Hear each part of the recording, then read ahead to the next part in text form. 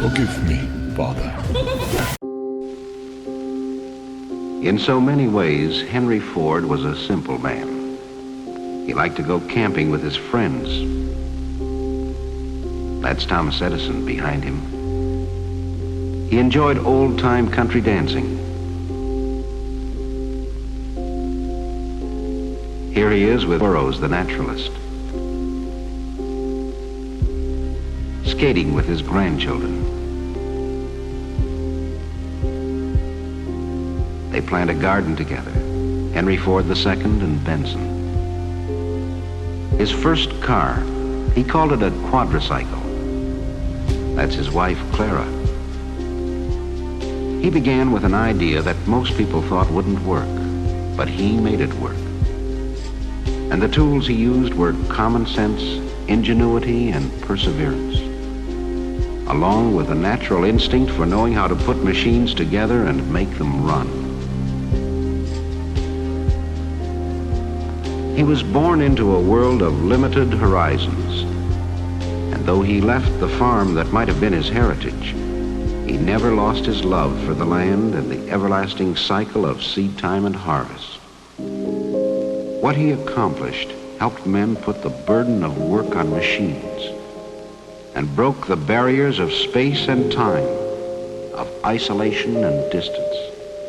His life was a paradox. While his mechanical genius helped to change forever the lives of people everywhere, he sought to preserve in some permanent form a record of the world around him and his ever-widening interest in it. He collected buildings the way others collect stamps and put them in a village where time stands still.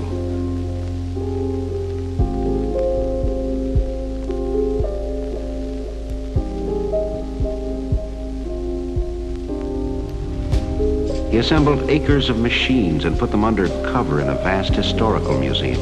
And early, he discovered the astonishing capacity of the motion picture camera to document for all time whatever it saw when the crank was turned. In April 1914, at his Highland Park plant, he organized a motion picture department which through the years produced films that were shown in theaters and schools throughout the country. Travelogues, newsreels, and documentaries that touched on nearly every facet of American life.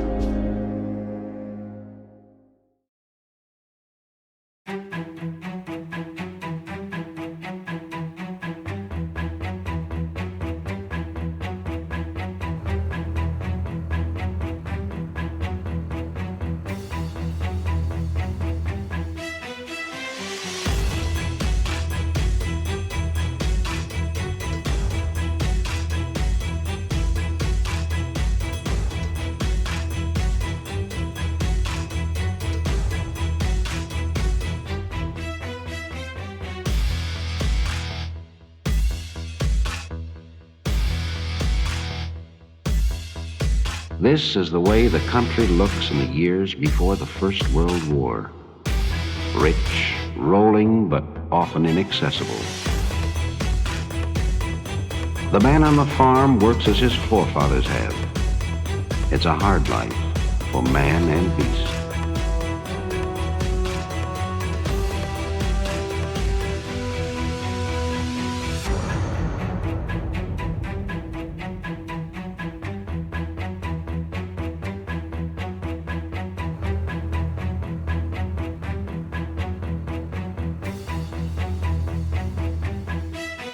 And a long day for the farmer's wife, too.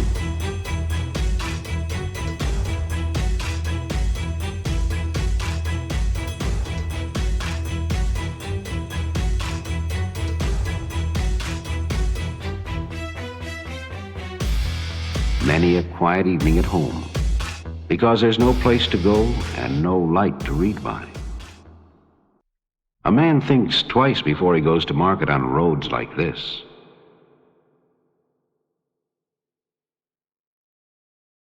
And sometimes he never even gets there.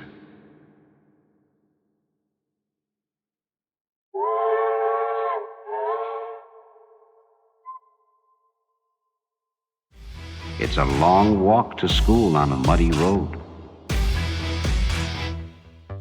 More fun to go by sleigh in the winter. During recess, there's time for a snowball fight.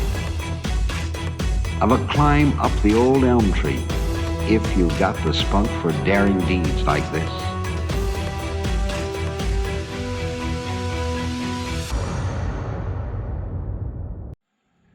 The one sure way to get someplace is on a train.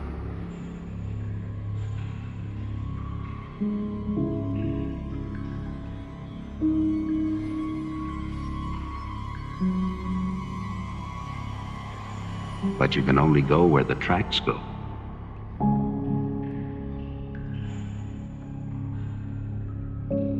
Life in the city moves at a slow pace. This is Pennsylvania Avenue in Washington. No trip to the Capitol is complete without a tour of the White House. President Wilson lives here now. The East Room, with its chandeliers and shiny floors.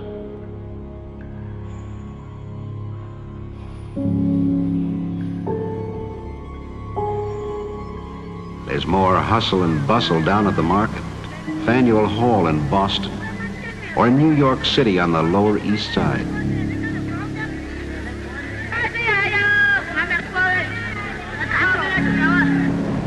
Always plenty to do and see in the big town. Ride the elevated train, all the way from the Battery far uptown.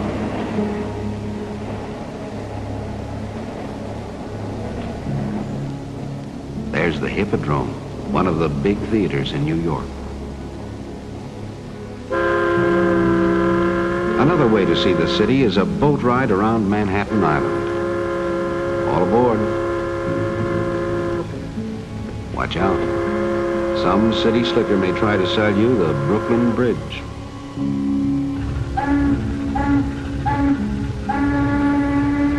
We're passing the Battery with its famous aquarium.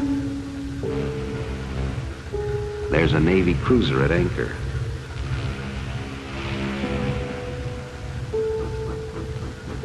Great ocean liners along the Hudson River. Mighty tall buildings in New York City. The Flatiron Building, shaped like a triangle, and the Woolworth Building, 60 stories high, tallest in the world. Look at that traffic on Fifth Avenue.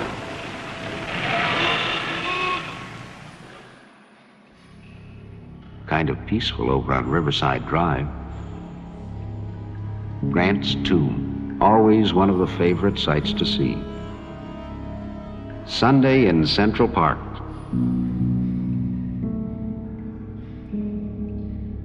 There's no place like it for a leisurely stroll or a boat ride on the lagoon.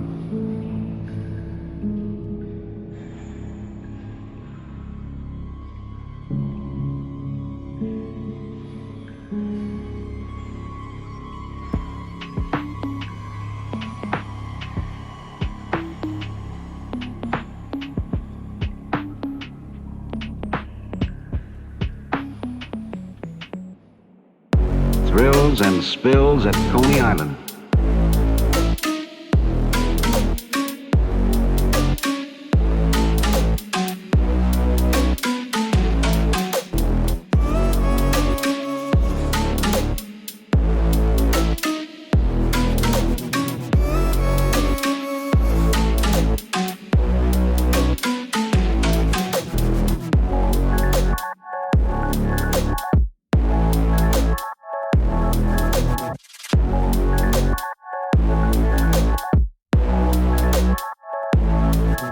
They say some folks even get wet if the water's warm enough.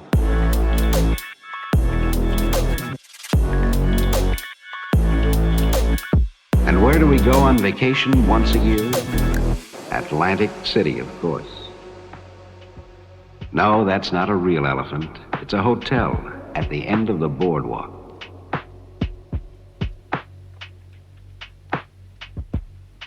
Look, they're waving out the elephant's eye. The Atlantic Ocean, and a few hardy acrobats. Most of the time we'll stroll along the boardwalk, a ride along in the rolling chairs.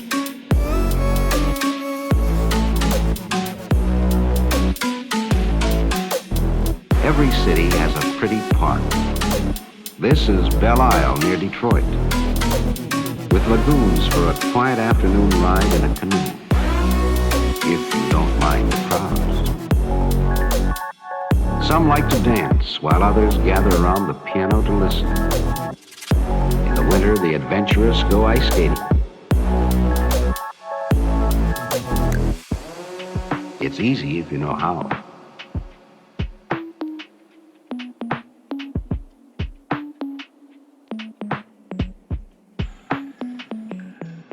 For the really daring, there's nothing like the thrill of an ice boat on a clear, cold day, or the fast track on a toboggan slide.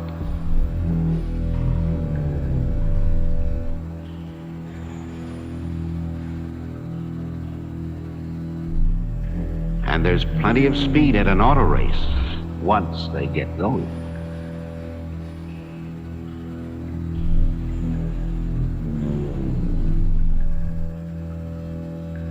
Buffalo Bill himself, William F. Cody, in his 71st year and straight as an arrow. It's 1916, and he's out on tour with his circus again. Indian war dances, bucking broncos.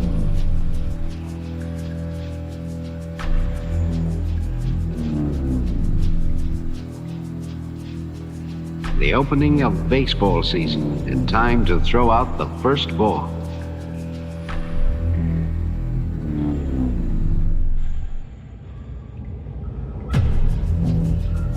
Snapshots of other people we know. John Burroughs, the naturalist, waves to admirers. Luther Burbank, an expert in horticulture. In his experiments, he's removed the spines from the cactus. Says it's good to eat, too. We'll take his word for it. Thomas Edison in San Francisco in 1915. He's out for a drive with his wife and Mr. and Mrs. Harvey Firestone. Joseph G. Cannon of Illinois, former Speaker of the House of Representatives. Will Rogers, America's favorite humorist.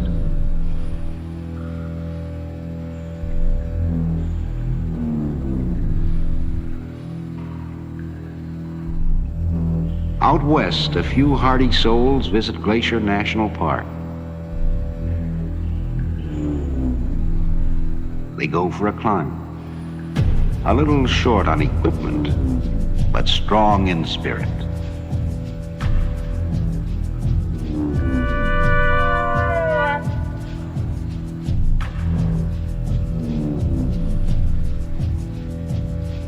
The view is worth the effort, so they say. Uh-oh, there goes Dad.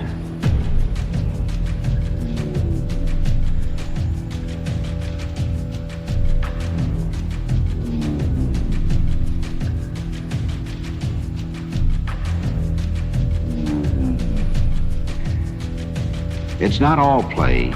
There's still work to be done, and no limit, it seems, to our natural resources.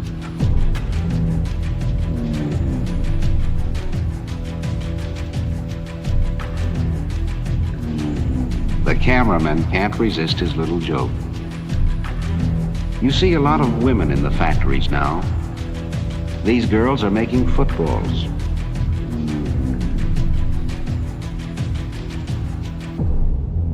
And these are making hats. There is a difference. Down at the post office, they're teaching the girls to sort the mail. One thing they learn in a hurry, don't pick up too many at once. Too bad. Here's a clean place for women to work, and steady, too.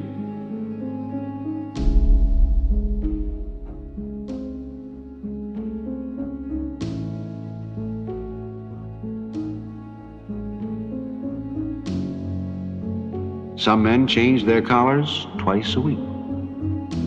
Machines do more and more of the hard work these days. For instance, here's the way they assemble the spokes and make the wheels for the Model T Ford in Highland Park, Michigan.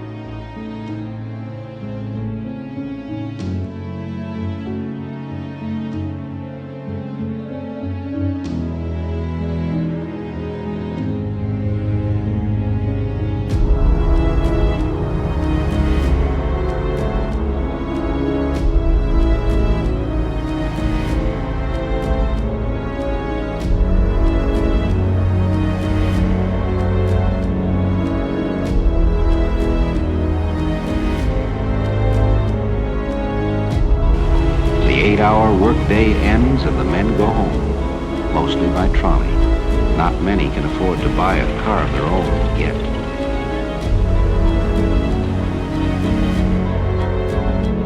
These men went home long ago, when the war between the states ended. But the hardy survivors, both blue and gray, still meet together once a year to renew old acquaintance. It's 1917. And they're camped at Vicksburg, Mississippi. What memories they must have. They have fought their war.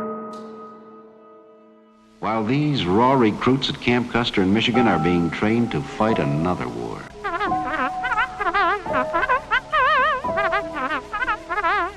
The call goes out and youth responds enthusiastically.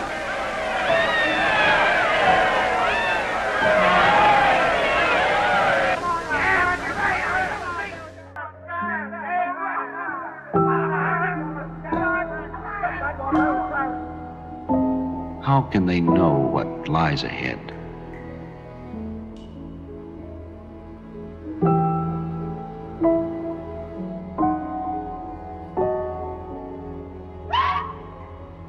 Just a year ago, we re-elected Woodrow Wilson as president. Now we're in a war we hope to avoid, but we're confident he'll lead us to victory. The mood of the nation changes. We talk about Liberty loans and Liberty cabbage. Food will win the war, and Uncle Sam needs you. Old heroes are popular again. Here's Theodore Roosevelt, surrounded by crowds wherever he goes. Everything's just bully. And there's a parade in every city and town.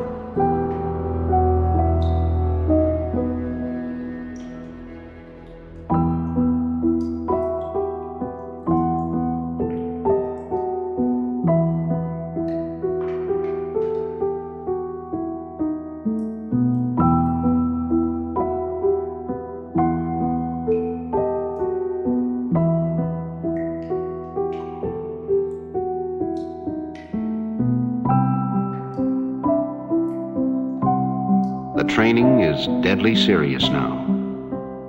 And we're learning to pronounce names of places we've never heard of before. The Argonne, Belleau Woods, and Chateau Thierry. Our factories convert to the production of engines and arms. These are the famous Liberty engines. She's doing her bit. Here's a certificate for buying $500 worth of Liberty bonds. Henry Ford receives a Navy contract to build Eagle boats. Here he is in Washington with Josephus Daniels, Secretary of the Navy. Using the technique of the automobile assembly line, the hulls of Eagle boats are riveted together at Ford's new River Rouge plant.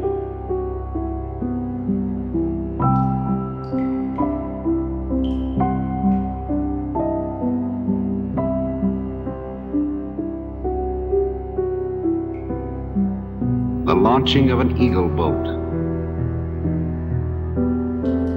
Sleek and fast, built for anti-submarine warfare. At Highland Park, Ford experiments with a small tank powered by 2 Model T engines. Can it cross the trenches? Not every time. Well, back to the drawing board.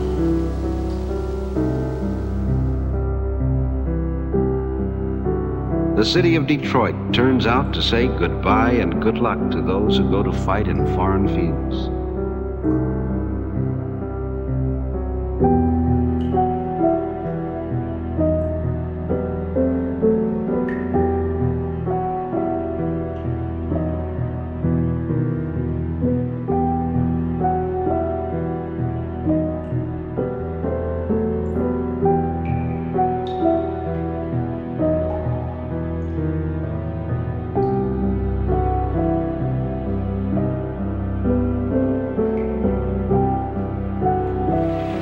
Don't give up on the small tank.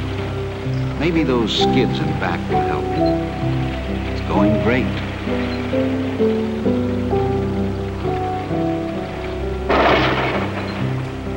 Too bad.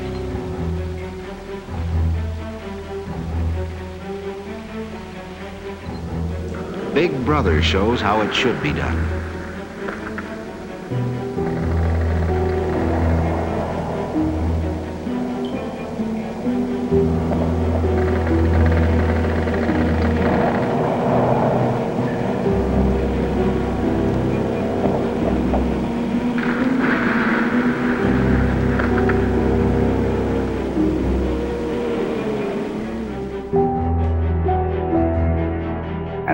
Park, the men turn out for a patriotic parade and rally.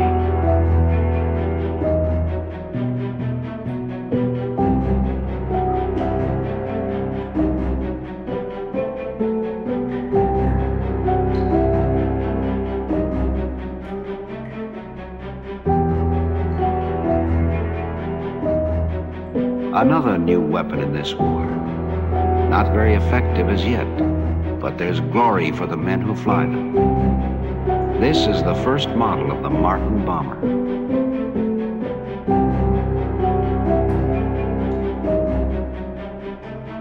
Eddie Rickenbacker, America's flying ace, comes home to encourage more plane production. Here's how they manufacture Curtiss H-type flying boats.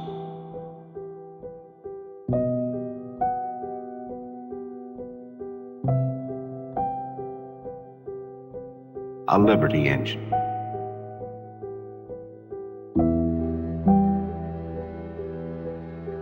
The faces of America at war. These are men working in the shipyard at Hog Island. The Red Cross girl, a familiar and friendly sight. Captain Kittle. He's worked at the Bureau of Engraving in Washington since 1864. Barracks life in an army camp.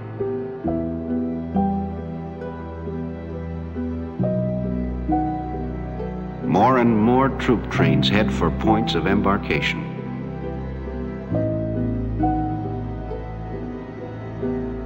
The last cup of coffee before we shove off.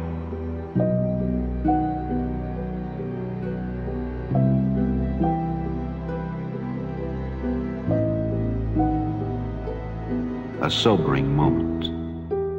But we won't come back till it's over there.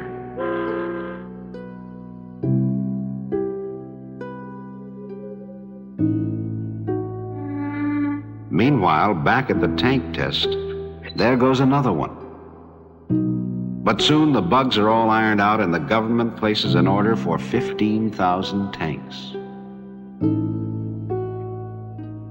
Lord Northcliffe in Detroit, sent by King George to arrange for the shipment of Fordson tractors to Great Britain to speed up the production of food. He tries a new Fordson, followed by Henry Ford. Parades and more parades to keep the home fires burning.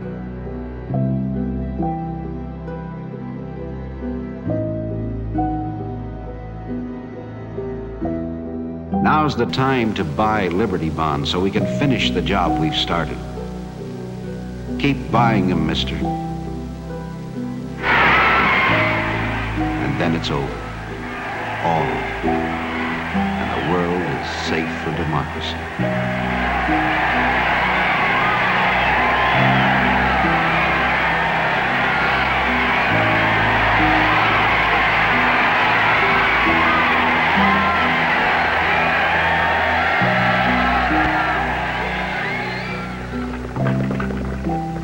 one more parade in Washington. There's President Harding and General Blackjack Pershing. They're marching to Arlington Cemetery to bury the unknown soldier.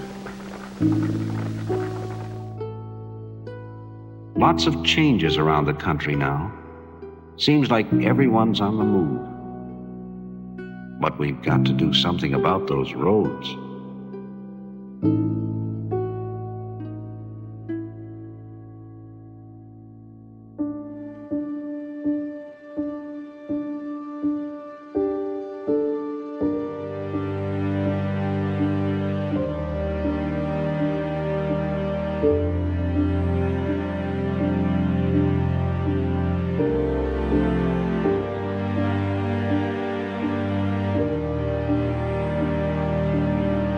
It takes forever to cross a river this way.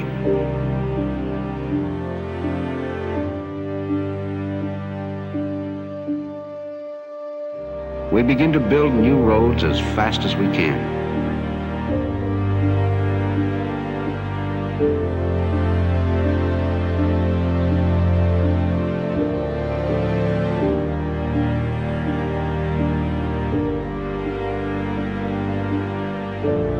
Mighty smooth riding now. There's one car that takes you anywhere you want to go. The Model T. Strong, sturdy, with a will of its own.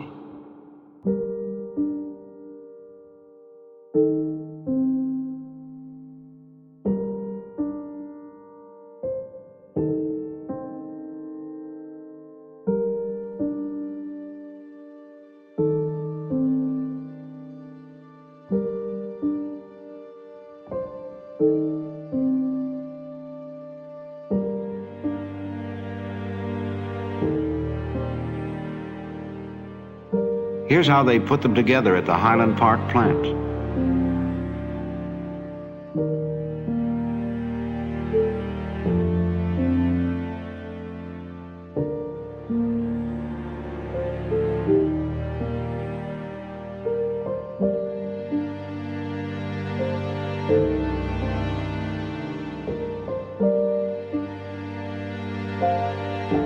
A car comes off the end of the line every 10 seconds.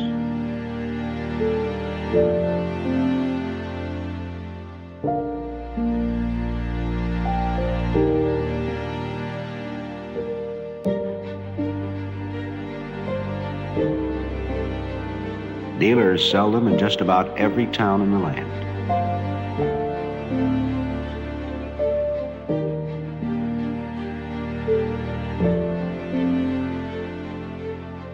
There's no end to what you can do when you own a car. No longer locked on the land, the farmer's wife can get away from the farm for a while and take the baby down the road for a visit. Trucks take over the job of moving produce to market.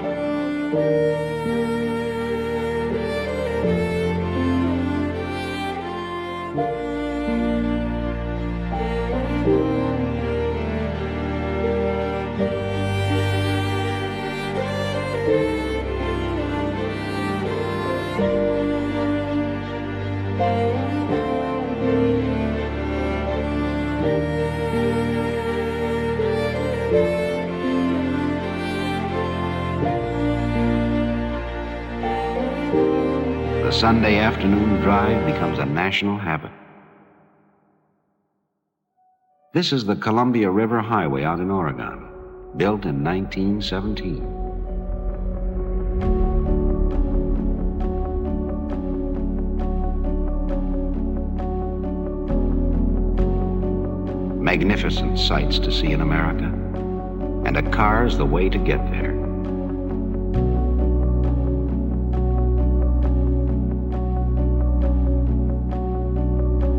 Watch, that bear is hungry.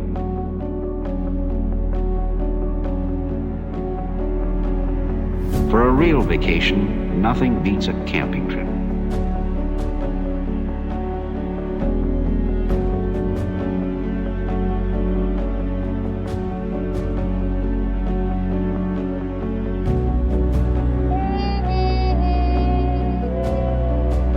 picnics in the park or alongside the lake.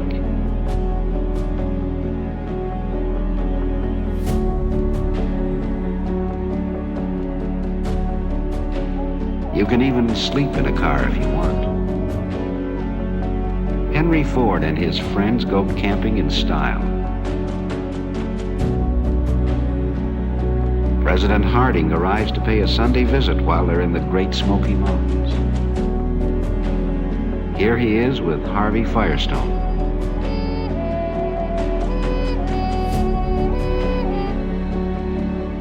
Ford chops wood for exercise.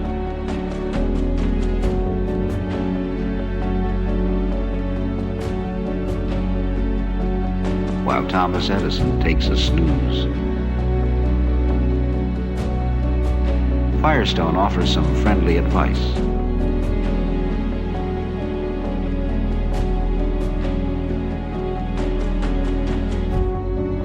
The president takes a turn with the axe. Ford, Edison, and the president read the papers. One way to keep them down on the farm, buy a tractor. They're selling more every year.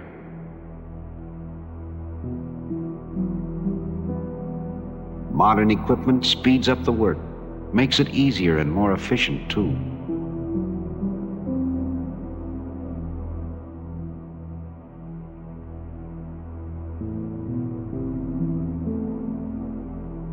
Now electricity does the chores for the farmer's wife.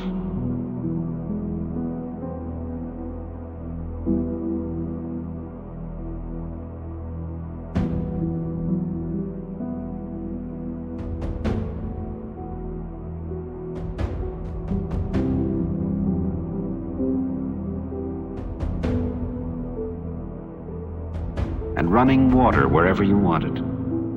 No more trips to the pump. And no more churning for grandmother. There's a growing problem in the cities. What to do about all the traffic? Sometimes it seems to go like this.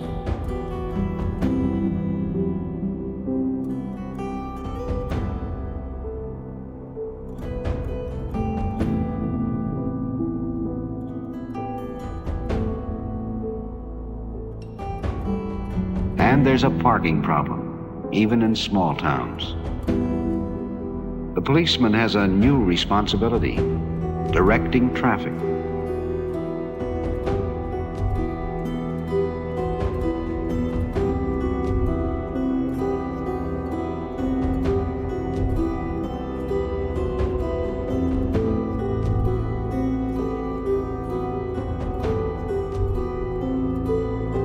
Steps are taken to dramatize the need for safer driving.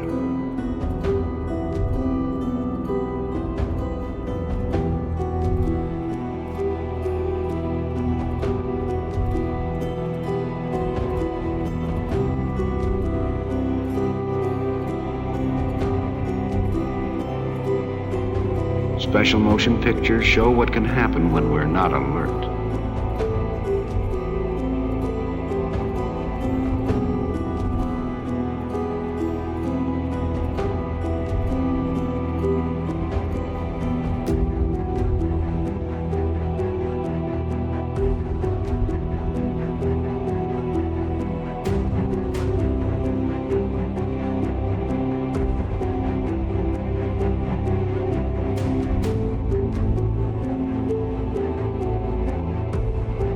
The age of the automobile changes nearly every aspect of American life. The tempo quickens in city and country. No longer a luxury, almost everyone can afford to own a car. And sometimes it seems that we're all on the road at the same time. We're a nation on wheels, and soon to take to the air as a slim young man in a silver plane opens up new horizons.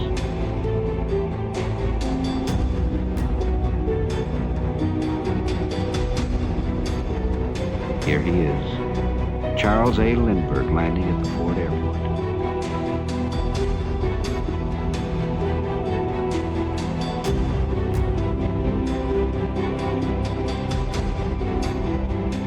Another pioneer gives us the courage to try something new.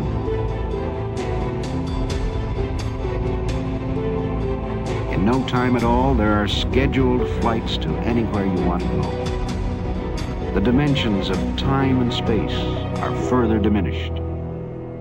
A new age begins, and we move forward with it. Yet as we go, we preserve the past to mirror the accomplishments of those who have shown us the way to the future.